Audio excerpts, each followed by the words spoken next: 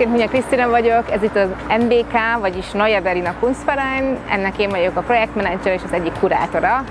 2019 óta dolgozom itt, előtte szabadúszó kurátorként, projektmenedzserként dolgoztam a Berlin Biennálénak, a Guangzhou Biennálénak, de projekttermet is vezettem, kereskedelmi galériáknak dolgoztam, és így tovább.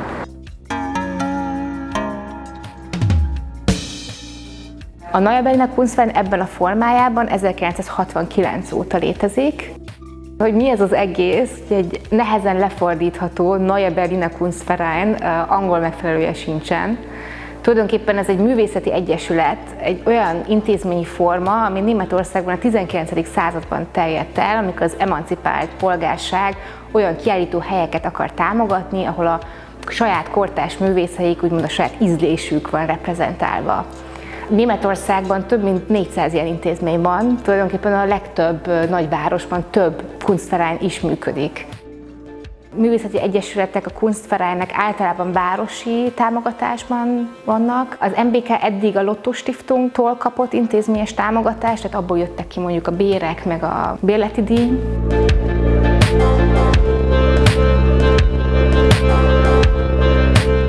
Nálunk egy nagyon széles tagság van, ez összesen olyan 800 tagot jelent. Bárki lehet tag, évi 45 euró a tagdíj. Ez a tagdíj ugyanakkor inkább egy szimbolikus tagdíj. Az nem az intézménynek a költségvetési gerincét adja. Azt nem ebből támogatjuk, vagy nem ebből fizetjük. Fontos viszont hozzá tudni, hogy a tagok, akik ezt az intézményt támogatják, azok maguk nem feltétlenül művészek. Tehát nem olyan, mint az FKS, vagy a Budapesten, hogy egy művészeti érdekképviselet, hanem egy művészeti kiállító hely, ami így őrzi meg mondjuk a függetlenségét.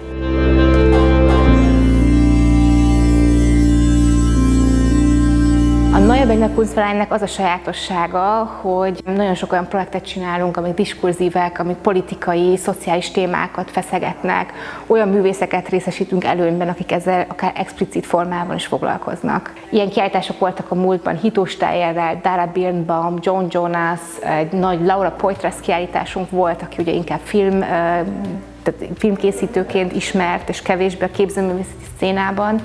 De ilyen az aktuális Mona Hatoum kiállításunk is, ami egy hiánypótló ilyen szinten Berlinben. És akkor azt meg is mutatom nektek.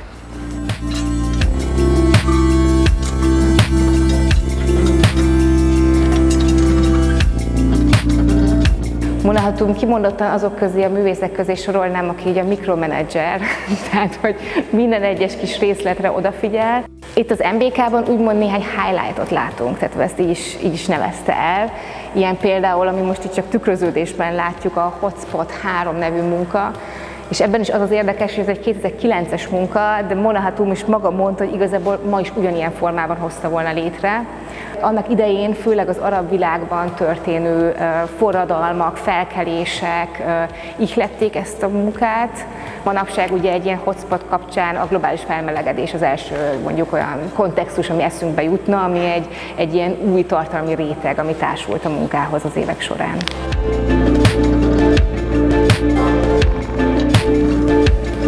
Emblematikus installációja a Home, amit a legrégebbi munka 1999-ben készült, ami tulajdonképpen úgy néz ki, hogy mint egy konyhaasztalon konyhai eszközök lennének kitéve, amik össze vannak egymással kötve, és egy áramkört alkotnak.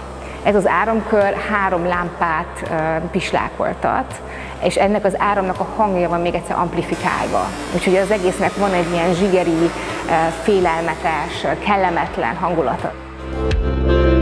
Ez az egyik kedvenc munkám, szülővárosának, Beirutnak a térképe, és tulajdonképpen egyesével ki vannak égetve azok a házak, amik a 2020-as nemrég történt robbanásban teljesen megsemmisültek. Szerintem egy iszonyatosan megkapó munka, hihetetlen látni azt így egyszerre, hogy mennyi minden az, amit lerombolt ez a szerencsétlenség.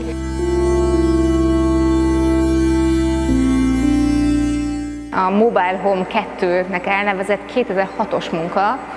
Több helyen volt kiállítva, de az elmúlt 10 évben nem volt látható, mert egy elég komplikált mechanizmusa van, ami mozgatja ezeket a tárgyakat jobbra-balra. Először beindítva látja az ember, és tényleg az az érzése, hogy így a talaj így elmosódik. Tehát, mint hogyha valami hirtelen így kibillenne, ami pont ezt a fajta számüzetés, az elköltözés, a migráció, ez a fajta talajvesztésnek a jelképét mutatja ki nagyon szépen.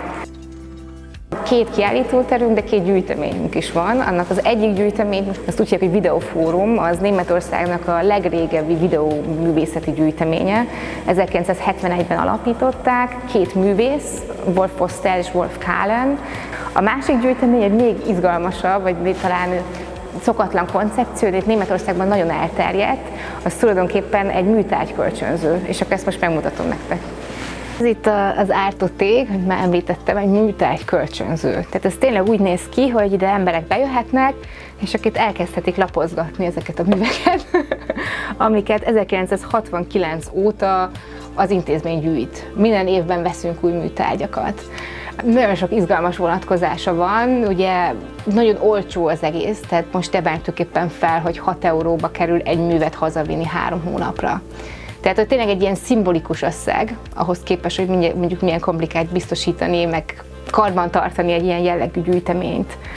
Vannak intézmények is, akikkel együtt dolgozunk, például kórházak, iskolák, óvodák, akiknek kurálunk egyes kiállítást, vagy meghívjuk őket, hogy együtt válogassuk őket. Vannak olyan híres munkák, például az egy Ben Bottier, amiben mutatok nagyon sok magyar művésznek a munkája van itt. Hát pont itt egy Lakner, nézd. Egy kis formátumú Lakner László. Lakner Lászlónak, ami nagy kiállítása volt az MBK-ban. Nézd csak, ez egy Silke Wagner.